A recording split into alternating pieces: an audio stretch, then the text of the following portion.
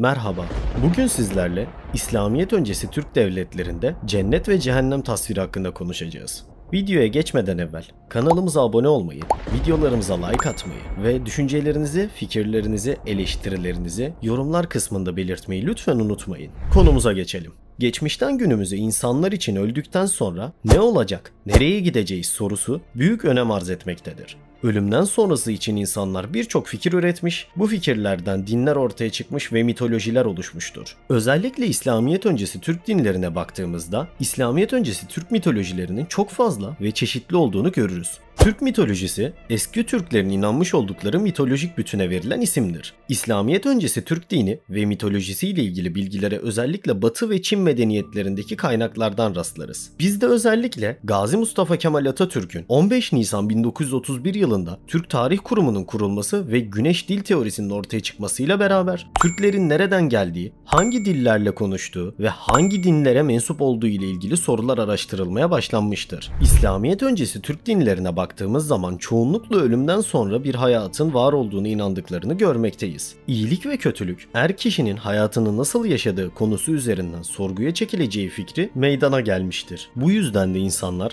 Tanrı'nın varlığına inanarak dualar etmiştir. İnsanların hayatları boyunca yaptıkları eylemler sonucu gidecekleri iyi yer veya kötü yer anlamına gelen, yaptıkları kötülükler için öbür hayatta gidecekleri cehennem yani kazırgan ve yapılan iyilikler için cennet veya uçma tabiriyle ödüllendirilecektirler. İnsanları kötülüğe sürükleyen, cehennemde azap çekmeleri için uğraşan şeytan ve insanları koruyan, cennete gitmeleri için teşvik eden melek figürleri mitolojilerdeki önemli figürlerdendir. Özellikle Altay Yakut Türklerinde ortaya çıkmış, yaratılış destanında cehennem, cennet, şeytan ve melek mitolojilerine detaylı şekilde rastlamışızdır. Bu videoda sizlere yaratılış destanını, cennet, cehennem, şeytan ve melek kavramlarını detaylı şekilde inceleyerek anlatacağız. Türklerin İslamiyetle tanışması 751 Talas Savaşı'nda Çinlilere karşı Müslümanlarla birlik olmasıyla başlar. Talas Savaşı'na dek Türkler birçok dine mensup olmakla beraber tarihe çok fazla mitolojik öğeler bırakmışlardır. Özellikle Altay Yakut Türkleri tarafından oluştuğuna inanılan,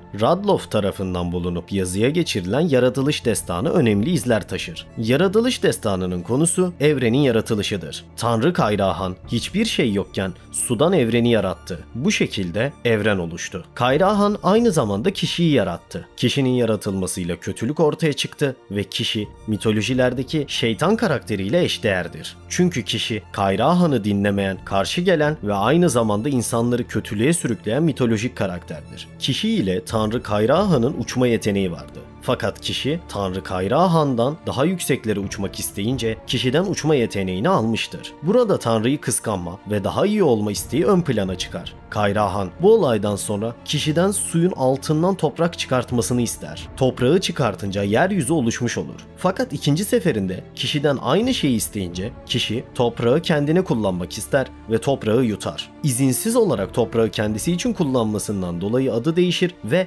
Erlik adını alır. Yaratılış destanında artık şeytan ismi Erlik olarak geçmektedir. İşte bu şekilde yaratılış destanında ilk kötülük işlenmiş olur. Burada Tanrı Kayrahan'dan daha iyi ve daha güçlü olma isteği ortaya çıkar. İnsanın yaşadığı duygular olan egolu olmak ve bencilce davranmak Erlik'e yansıtılmıştır. Günah kelimesini yaratılış destanında ilk Kayrahan'dan daha iyi olma isteği, kibir ve toprağı kendisi için kullanmak olarak görüyoruz. Tanrı Kayrahan günahı ve sevabı ikiye ayırmıştır. Sevap işleyenler, Tanrı Kayrahan'ın buyruğunu yerine getirenler uçmağa varacaklardır. Günah işleyenler ise yani Erlik'e uyan ve Tanrı Kayrahan'ın emirlerini yerine getirmeyenlerse kazırgana gidecektir.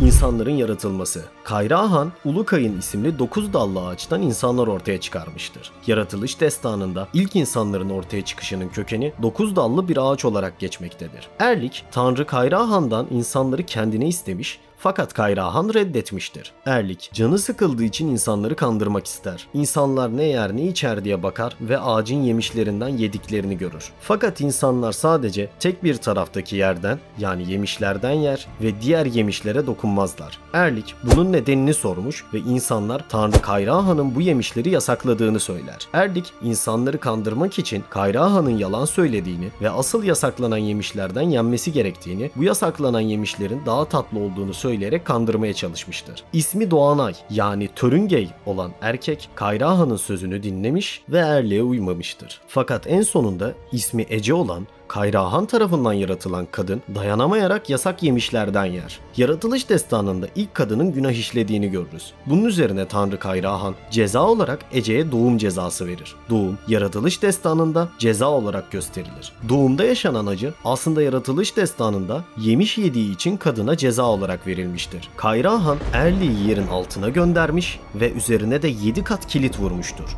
Böylece cehennem ortaya çıkmıştır. Erlik yerin altına gönderildiğinde ise yerin altında canı sıkıldığı için kendisine çekiç, örs ve körük alarak hayvanları yaratmıştır. Bu hayvanlardan bazıları kurbağa, bazıları yılan, domuz, ayı ve devedir. Yaratılış destanının İslamiyet ile karşılaştırmasını yaptığımız zaman mitolojideki Erlik karakteri İslamiyet'teki şeytana, Kayra Han ise Allah'a benzemektedir. Yaratılış destanında kötü ruhların çıkmaması için gök oğul bekçilik yapar. İslamiyet'te ise şeytan bekçilik görevini üstlenir. Bu videoda yaratılış destanının cennet, cehennem, şeytan ve melek kavramlarını anlattık ve aynı zamanda İslamiyet ile karşılaştırmasını yaptık. Bizi dinlediğiniz için teşekkür ederiz. Videolarımızı beğenmeyi, kanalımıza abone olmayı, duygu ve düşüncelerinizi yorumlarda belirtmeyi unutmayınız. Empirist saygıyla sundu.